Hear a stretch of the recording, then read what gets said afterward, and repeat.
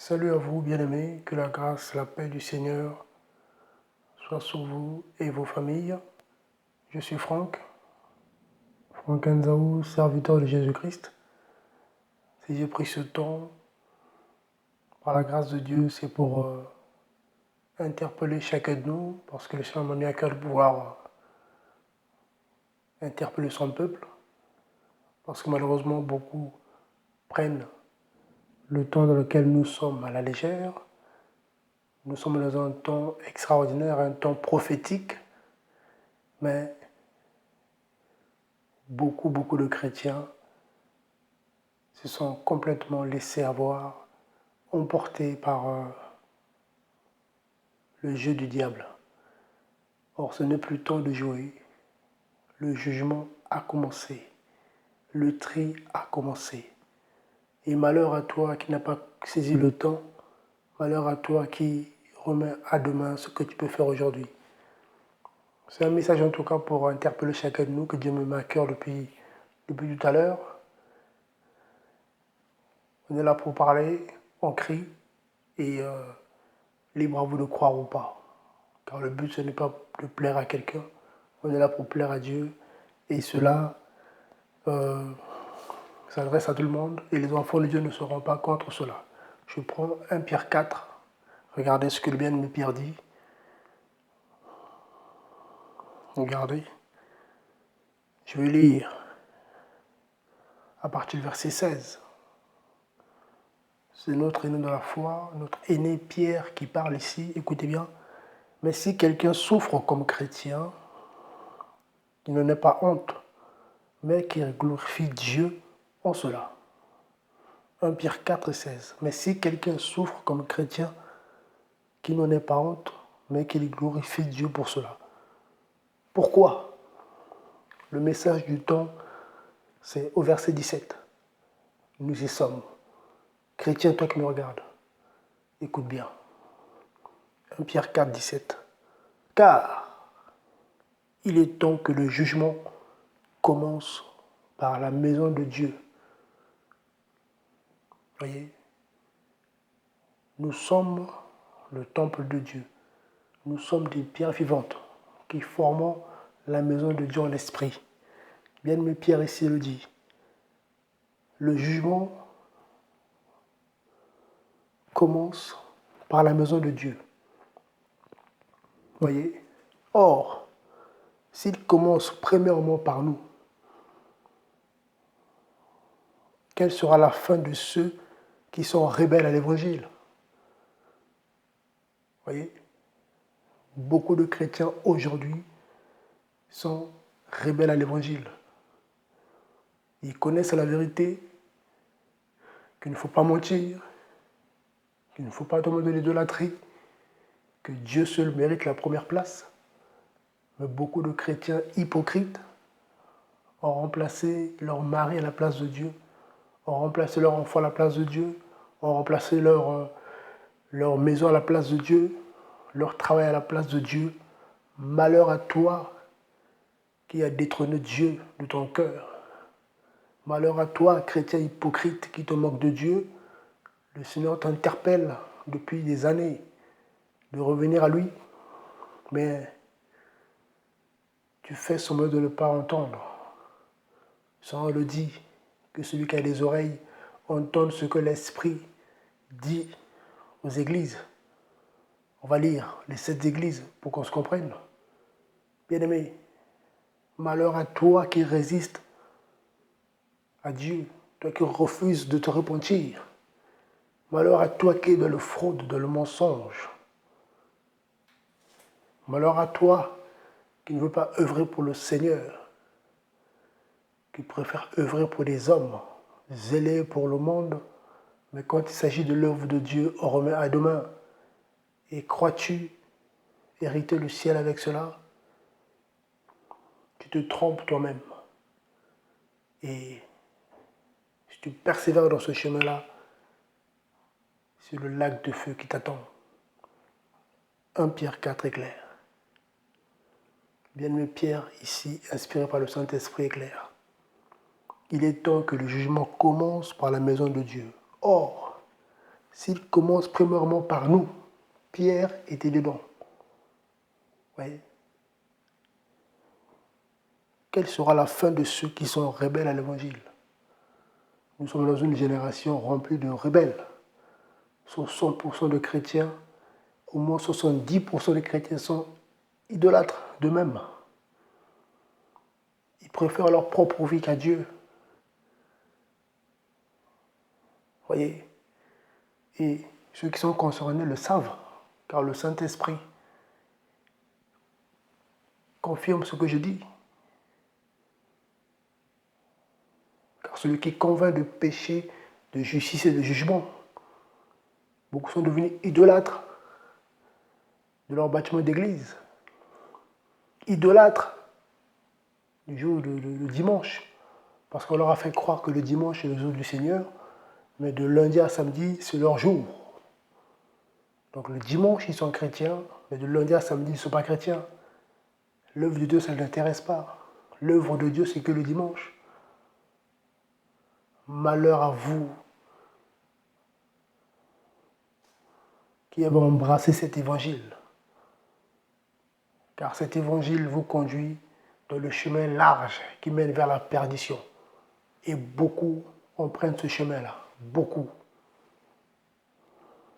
Voyez? Verset 18, 1 Pierre 4. Et si le juste est difficilement sauvé, chrétien, s'écrit, ceux qui vous prêchent malheur aux faux pasteurs, qui vous prêchent un salut facile.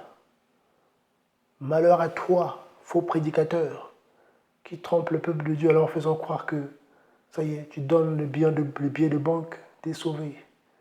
Ça y est, tu viens dimanche à l'église, t'es sauvé. Ça y est, tu viens le mardi, mercredi à l'assemblée, c'est bon. Malheur à toi.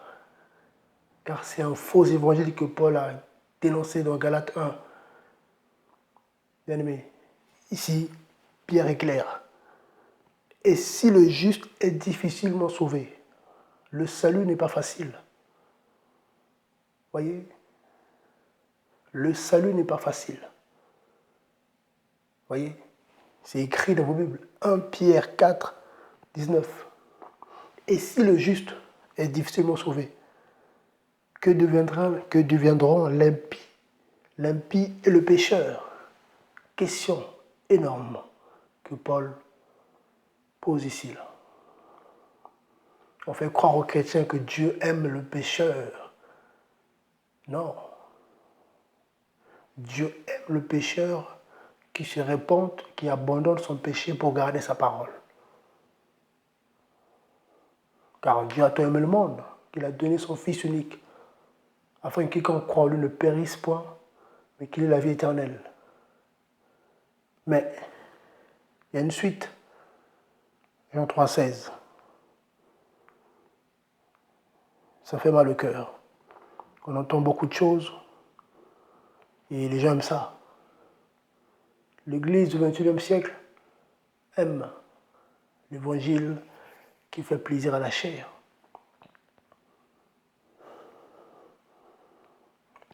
Jean 3,16. Car Dieu a tant aimé le monde qu'il a donné son Fils unique, afin que quiconque croit en lui ne périsse pas, mais qu'il ait la vie éternelle. Verset 17. Car Dieu n'a pas envoyé son Fils dans le monde pour qu'il juge le monde, mais pour que le monde soit sauvé par lui. Celui qui croit en lui n'est jamais jugé, mais celui qui ne croit pas est déjà jugé, parce qu'il n'a pas cru au nom du Fils de Dieu. Voyez, c'est important. Et voici le jugement. C'est que la lumière est venue dans le monde et que les gens ont aimé les ténèbres plus que la lumière, parce que leurs œuvres étaient mauvaises. Voyez, car quiconque pratique le mal est la lumière et ne vient pas à la lumière de peur que ses œuvres soient exposées. Beaucoup de faux chrétiens pratiquent le mal, mensonge, impudicité, l'amour du monde, adultère, idolâtrie d'eux-mêmes. Dieu n'est plus le centre de leur vie. Ils ne pensent qu'à eux-mêmes. Ils ne pensent qu'à la terre. Ah, demain, qu'est-ce qui va m'arriver demain? demain je vais avoir le mariage, demain je vais avoir le boulot. Ils prient Dieu pour les choses de la terre. Ils passent leur temps à crier à Dieu que pour les choses de la terre. Ils ne prient même pas pour que Dieu se révèle à eux, pour que Dieu les fortifie. Voilà, pour que Dieu mette dans leur cœur le dégoût du monde. Au contraire, ils prient Dieu pour qu'il puisse leur donner les choses du monde, pour satisfaire leurs désirs. Malheur à toi qui crois que ça c'est l'évangile. On t'a trompé. Ici la Bible est claire. On va prendre le livre d'Apocalypse. On va parler des 7 églises. Sur les 7, 2 seuls étaient loués par le Seigneur. Voyez, regardez, on va prendre Apocalypse 2 déjà. Que Dieu est ton peuple. Je vais juste prendre la conclusion du Seigneur pour les 5 autres églises, qui est l'image aujourd'hui de beaucoup de faux chrétiens hypocrites qui ne veulent pas se repentir, qui ne veulent pas abandonner certaines choses et qui croient qu'ils vont aller au ciel, qui croient qu'ils vont prendre part à l'enlèvement, qui se persuadent eux-mêmes, bien sûr avec l'envoûtement des démons. Le diable fait croire à beaucoup de chrétiens hypocrites, des vierges folles que l'ennemi arrive à tromper en lui faisant croire que non, malgré ta vie de tiédeur, ta vie de péché, ta vie de chrétien mélangé, c'est pas grave, Dieu comprend. 1 Pierre 4 est clair.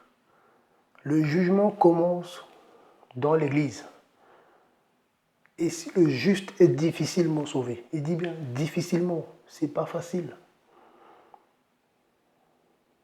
Donc si on t'a fait croire que la marche en Christ c'est facile parce que tu donnes l'argent, tu vas à l'église, tu chantes, tu es à la chorale, tu loues, tes protocoles, tout ça, et que derrière, dans le mensonge, la haine, tu sers un système, mais tu ne sers pas Dieu, tu es fanatique des hommes et non de Dieu, je t'assure, l'enfer t'attend, ton âme sera détruite, ton âme connaîtra la seconde mort. Regardez bien les conclusions des 5 églises. Et sinon, ici s'adresse aux chrétiens. Il ne s'adresse pas aux païens. Regardez. Je vais commencer par l'église d'Éphèse. Regardez. Juste la conclusion. Partie du verset 4. Mais j'ai quelque chose contre toi. C'est que tu as abandonné ta première charité. C'est pourquoi. Souviens-toi donc d'où tu es tombé. Répands-toi et fais tes premières œuvres. Autrement, je viens à toi à toute vitesse et je trouverai ton chandelier de sa place. Si tu ne te réponds pas, la repentance. C'était le message de lui-même, le Seigneur. Repentez-vous, car le royaume est proche. Le royaume de Dieu est proche. Repends-toi, car l'enlèvement est proche. Je ne comprends pas pourquoi les faux pasteurs arrivent à faire croire aux chrétiens des choses. Mariage, tout ça, le Seigneur a dit quoi, Matthieu 6? Cherchez premièrement le royaume de Dieu et sa justice. Et le reste vous sera donné. Il n'a pas dit trouver, chercher. Parce que jusqu'à notre départ, on va chercher le royaume de Dieu. C'est quand on meurt en Christ qu'on l'a trouvé. Ou quand on sera enlevé, c'est là qu'on l'aura trouvé. Tant qu'on ne meurt pas en Christ, tant qu'on n'a pas vécu l'enlèvement, on est de la recherche du royaume de Dieu. C'est une marche. Personne n'est arrivé, même Paul le dit lui-même. Je traite mon corps durement. Voilà. Pour ne pas passer à côté après avoir prêché les autres. Paul qui le dit. Donc ceux qui vous disent que c'est... Tu vas à l'église en ce moment, c'est pas mauvais, mais tu pries un peu, c'est bon. Dimanche, c'est bien. Tu suis un peu les YouTube, un peu, amen, amen. Et puis tu lis un peu la Bible, et puis ça y est, c'est bon. Ça y est, les portes du ciel te sont ouvertes. Alors là, tu n'as rien compris à l'évangile. Tu as besoin d'être enseigné. Et un prédicateur qui t'enseigne cela n'est pas guidé par le Seigneur. Voyez, regardez. Donc ici, c'est le Seigneur qui parle, Apocalypse 2. Je lis la suite. Donc, verset 6, cependant. Donc, verset 5 déjà. C'est pourquoi souviens-toi d'où tu es tombé. Réponds-toi et fais tes premières œuvres. Autrement, je viendrai à toi à toute vitesse et jeterai ton chandelier de sa place si tu ne te réponds pas. Voyez, je continue. Cependant, tu as ceci, c'est que tu hais les œuvres de Nicolaïte, œuvres que je hais aussi. Voilà, que celui qui a les oreilles entende ce que l'Esprit dit aux églises. Au vainqueur, je donnerai à manger de l'arbre de vie qui est au milieu du paradis de Dieu. Voyez, important. Après, je vais lire les 5 églises, voilà, où le Seigneur va reprocher des choses. Voyez. Donc là, c'est l'église de Smyrne, je ne lis pas. Regardez. Et du coup, je vais passer à l'église de Pergame. Regardez, verset Apocalypse 2, 14.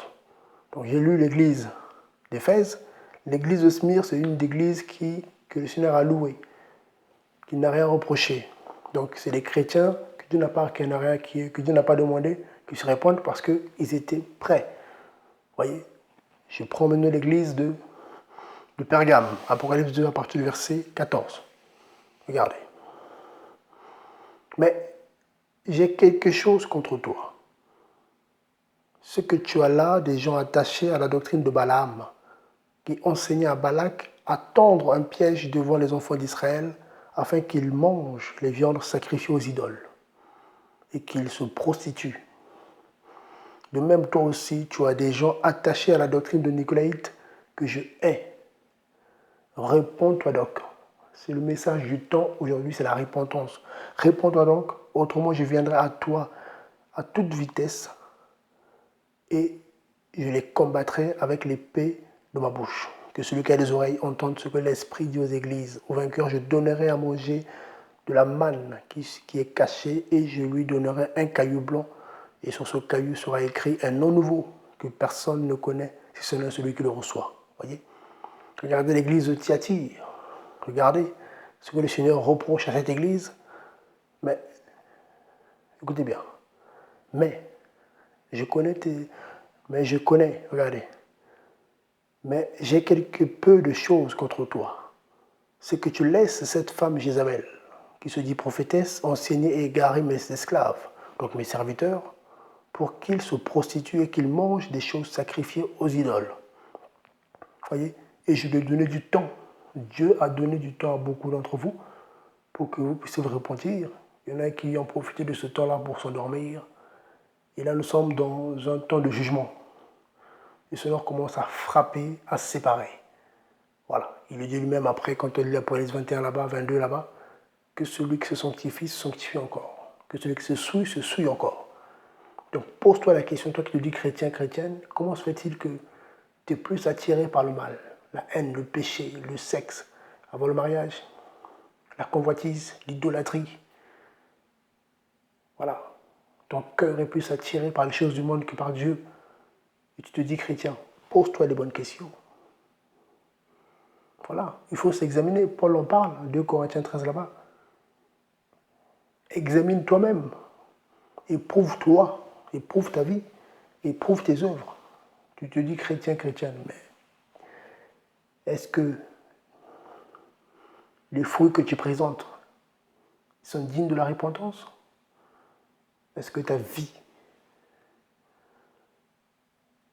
est un parfum de bonne odeur devant le Créateur ou c'est un parfum qui ne sont pas bons?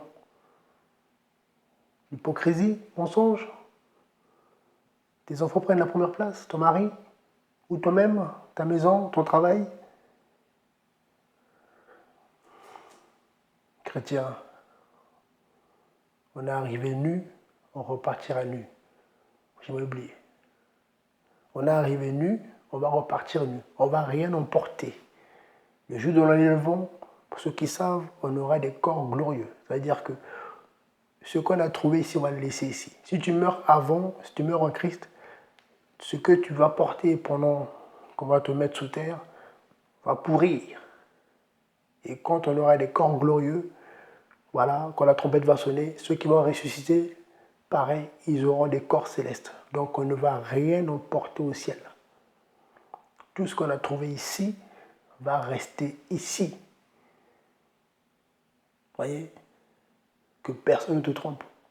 Le mariage, tu l'as trouvé ici, ça restera ici. Au ciel, il n'y aura pas de mariage. Le Seigneur le dit au salut du Seigneur, on sera tous comme des anges.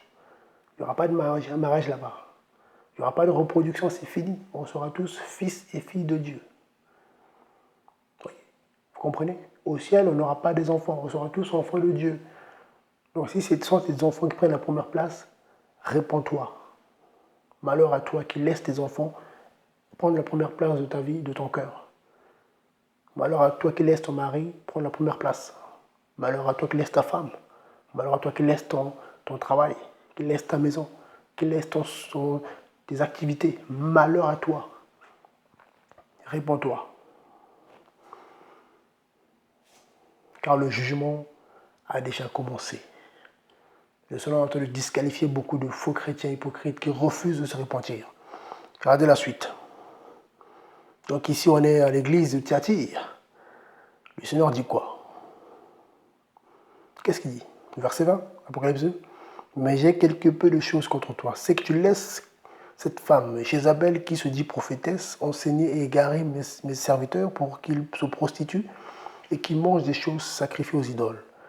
Et je lui ai donné du temps afin qu'elle se repente de sa relation, de son impudicité, pour faire simple. Mais elle ne s'est pas repentie. Le Seigneur a donné beaucoup de temps à beaucoup d'entre vous qui êtes frileux d'enlèvement. Ah oui, c'est bien, c'est quand, c'est quand? Vous demandez c'est quand l'enlèvement? Ah, c'est pour bientôt, mais vos vies sont sales. Vos œuvres sont les œuvres de la chair. Ce ne sont pas les œuvres de l'esprit. Vous êtes attirés par le monde plus que par Dieu. Quand c'est Dieu, on n'a pas le temps. Quand c'est le Seigneur, personne n'a le temps. Mais quand c'est le monde, là, ça y est. Il commence à sortir des sapins de Noël. Les cadeaux, ça commence. Et là, les gens commencent à se lever. Là. Même des soi-disant chrétiens. Malheur à toi qui se laisse emporter par ce vent-là. Voilà. Cet esprit de Noël qui commence.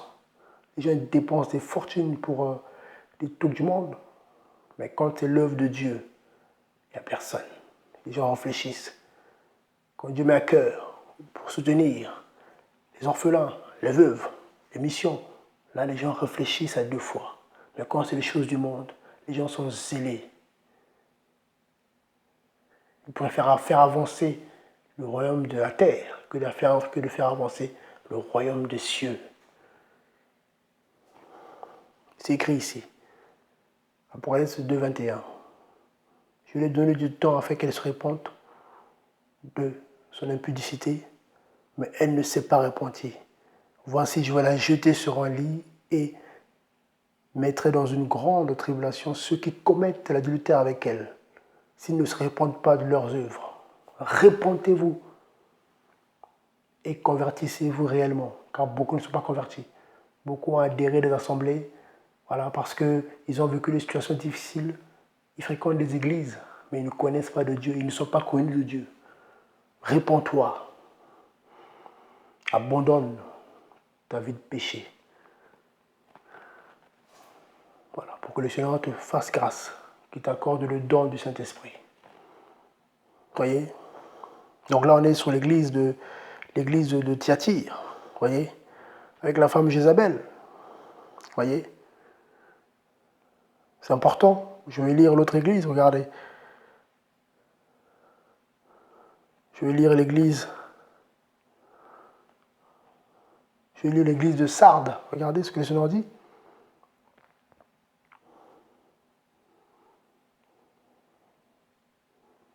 Regardez.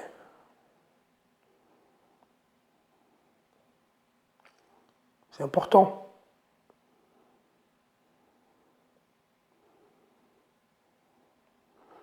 Apocalypse 3.3. Souviens-toi donc des choses que tu as reçues et entendues. C'est ce que nous vous prêchons. La repentance, la sanctification, la crainte de Dieu, l'amour du prochain. Dieu seul doit être à la première place de ton vie, de ton cœur. C'est ça. Ce n'est pas un chrétien tiède, un chrétien, oui, quand j'aurai le temps, oui, frère Franck, ça va. Chacun rendra compte devant Dieu. Voyez, qu'est-ce qu'il dit? Apocalypse 3.3. Souviens-toi donc des choses que tu as reçues et entendues. Garde-les et répands-toi. Garde-les et répands-toi. Si tu ne veilles pas, je viendrai contre toi comme un voleur. Le Seigneur viendra contre toi comme un voleur. Et tu ne sauras pas à quelle heure je viendrai contre toi. Toutefois, tu as quelque peu de personnes à Sardes qui n'ont pas su leurs vêtements. Voyez, donc là, le Seigneur, voilà, pareil, il a reproché voilà, ces choses aux chrétiens. Et aujourd'hui, beaucoup sont encore dedans. Ce que le Seigneur a reproché à ses bien-aimés, en ce temps-là, il y a des chrétiens, beaucoup de chrétiens, plus de la moitié sont dedans. Et ils croient que si le Seigneur apparaît, ils seront enlevés. Franchement, franchement. Vous savez que vous ne serez pas enlevés. Tu le sais que tu ne seras pas enlevé. Voilà. Ta conscience te parle, chrétien. Tu peux faire semblant devant les hommes, mais devant Dieu, il y a deux témoins. Le Seigneur et ta propre conscience. Tu sais que si le Seigneur apparaît maintenant, tu ne seras pas enlevé. Parce que tu es tiède, hein, ou hypocrite, voleur, mensonge, voilà, haine, manque de pardon, idolâtre de toi-même. Tu te profères que Dieu, ou idolâtre de ton mari. Ton cœur, c'est le mari d'abord, pas Dieu. Ou ta femme d'abord, ou tes enfants, ou ton travail, ou ta voiture, ou ta maison. Tu le sais. Le Saint-Esprit travaille. Voilà. Il parle. Comme ça, personne ne dira ah, je ne savais pas, Seigneur. Non. On ne peut pas tromper Dieu. Hein. Il y a des chrétiens qui croient qu'ils pourront tromper Dieu. Ils vont essayer de négocier. C'est une folie d'ailleurs de se dire ça. Une terrible folie de croire que on peut tromper Dieu. On peut magouiller avec le Seigneur. Réponds-toi et abandonne ta vie de péché. Relève-toi toi qui es tombé. Ressaisis-toi. Parce que le jugement a déjà commencé. Les chrétiens qui vont refuser de se repentir, de se lever, de œuvrer pour le Seigneur, d'être zélés pour l'œuvre de Dieu, le Seigneur va leur rejeter définitivement. Voyez, je vais lire l'église de la Odyssée, après j'arrête là. Regardez ce que le Seigneur dit. Qu'est-ce qu'il dit? Donc, Apocalypse 3,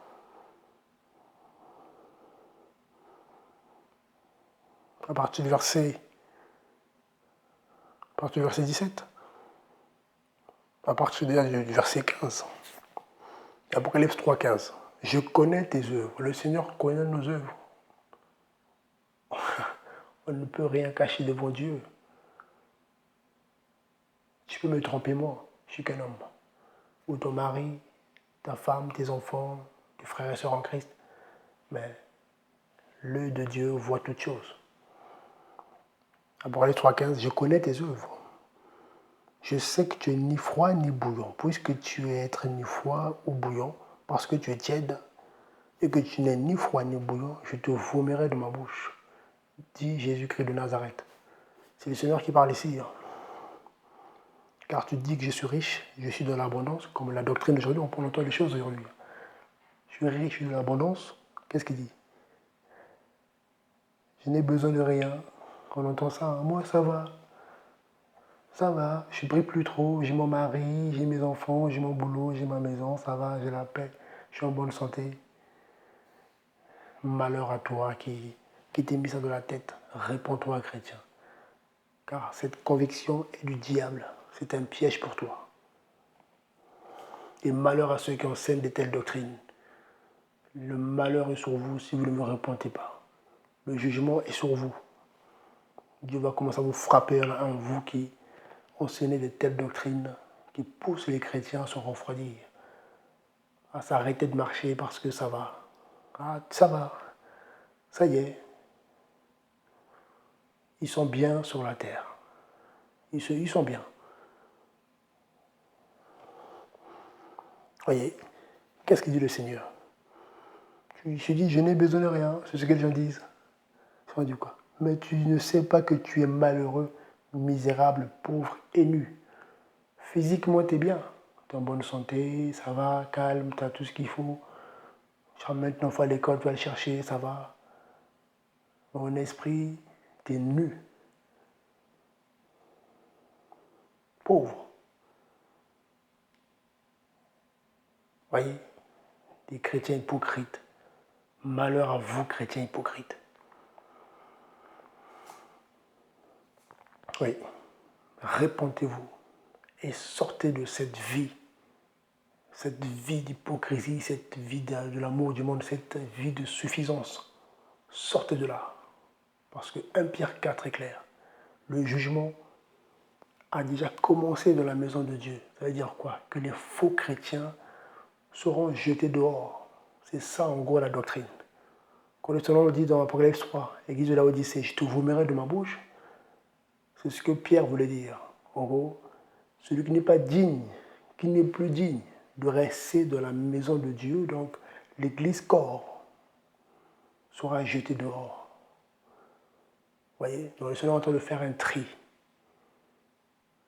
Donc les faux chrétiens, hypocrites, les tièdes, Dieu va les sortir de son corps. Donc il y a des membres que Dieu va sortir de son corps, qu'il va jeter dehors.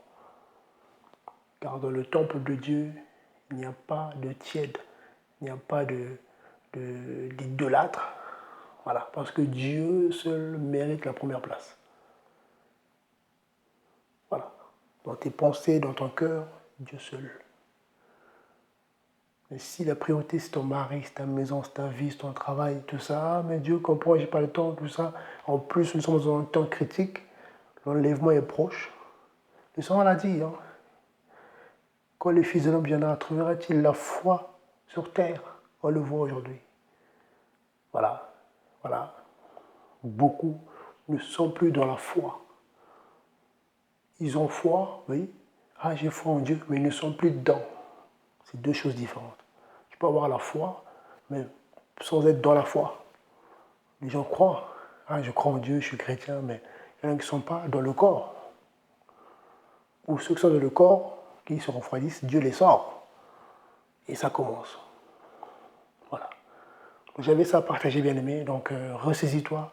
Toi qui es dans cet état, réponds-toi. Voilà. Réponds-toi. Et sors de cette vie de péché, de cette vie de tiédeur. Et pratique tes premières œuvres. Rappelle-toi le zèle que tu avais quand tu t'es converti. Quand tu es né de nouveau. Rappelle-toi le temps que tu donnais au Seigneur. Voilà. Il n'y avait que lui qui comptait. Mais depuis que tu t'es marié, depuis que tu as eu les enfants, depuis que tu as eu un boulot,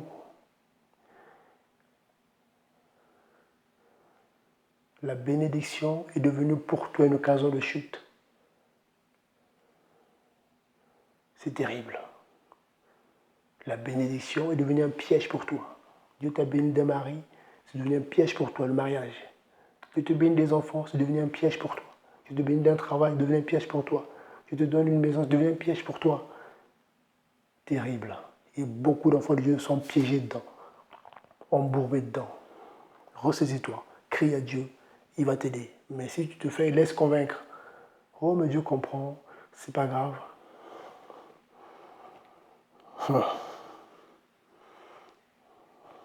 Tu vas rater l'enlèvement. Et tu le sais d'ailleurs. Tu le sais. Le Saint-Esprit parle. Ça, il n'y a pas de souci. Personne ne pourra dire ouais, mais je ne savais pas. L'Esprit de Dieu parle. Ta conscience aussi te parle. Ouais, tu peux mentir aux hommes, mais pas à Dieu. Non. Voilà, en tout cas, soyez encouragés. J'avais ça à partager. Ressaisissons-nous tous. Voilà, que ceux qui doivent se repentir se répandent. Voilà, on doit se repentir à chaque fois. Voilà, veillez, persévérer. s'éprouver pour savoir si on est encore debout. Il faut s'éprouver nous-mêmes. Voilà. Et s'encourager. On doit s'encourager. Il ne faut pas s'enfermer. Comme beaucoup on a fait croire à beaucoup de chrétiens, ils s'enfermer. Il faut s'encourager. La communauté, la fraternité, oui, pas pour mettre en place un système comme certains, avec une étiquette devant, non. On est tous disciples de Jésus-Christ, je parle bien des vrais enfants de Dieu. Il faut s'encourager. Quand un frère fait l'œuvre de Dieu comme il faut l'encourager. Si quelqu'un vous dit, mais non, lui, malgré que Dieu te met la conviction que ce qu'il fait de lui, il faut l'encourager. Priez pour lui, l'appeler, l'encourager, frère, persévère. Parce que c'est dur aujourd'hui. Très peu seront sauvés. Donc ceux qui se lèvent pour œuvrer pour le Seigneur, il faut les encourager. Si on vous dit non, pas lui, il n'y a que nous, ça c'est une église sectaire. Non, si tu n'es pas si, c'est que tu es. Ça, c'est pas l'église de Dieu. Il y a un seul corps, il y a un seul esprit, il y a un seul Dieu. Il n'y a pas deux corps de Christ. Donc si on vous a fait croire que c'est vous le corps de Christ, les autres non, c'est une église du diable, c'est Babylone. Voilà, c'est pas différent du catholicisme, c'est pareil, la même doctrine. Si tu n'es pas catholique, tu n'es pas sauvé, c'est pareil. Voilà. Et on le voit aujourd'hui dans les églises évangéliques aussi, en soi-disant évangéliques. Ah mais si tu n'es pas avec nous, c'est que tu es contre nous. Le Seigneur a dit aux apôtres, Seigneur, on avait un homme qui chasse le démon en ton nom, on l'a interdit. Jésus a dit quoi? Ah non, celui qui n'est pas contre nous est pour nous. Donc il y avait des gens qui bossaient, que les apôtres ne connaissaient pas, qui chassaient les démons aussi. Le Seigneur a dit quoi? Il ne fallait pas l'interdire. Donc, voyez, donc tout ça, que Dieu en tout cas aide son peuple. Donc, bien aimé, levons-nous.